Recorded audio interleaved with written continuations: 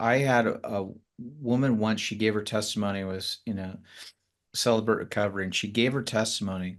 She was raised by a German immigrant mother, and the area that her mother had been brought in, very Prussian, very Austrian. I know that I'm getting several of those countries mixed up, but it's sort of that, it's that feel, right? It's that that European, German, Austrian feel.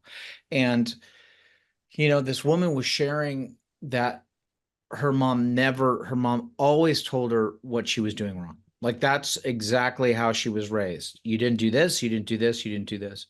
And it wasn't until decades later, when she was an older woman, that she realized, oh, my mom didn't have those, she didn't she didn't have that ability.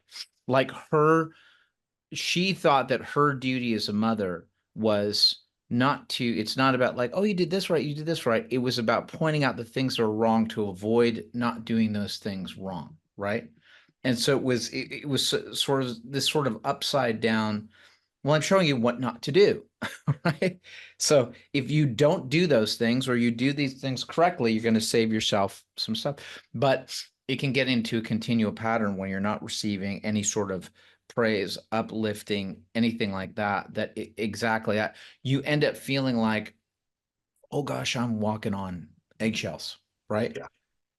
As a matter of fact, I feel there are times where I feel like, especially where service is concerned for certain people that I know, um, I find myself almost like hiding or stepping back and kind of going, you know, I better not, I better not even make a remote offer of availability.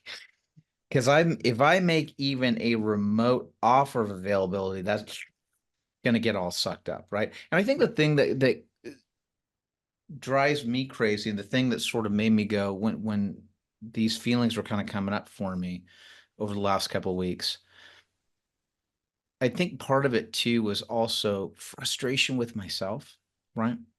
Like there's frustration with myself where I just kind of go, gosh darn it, how do I keep ending up here, right? Yeah.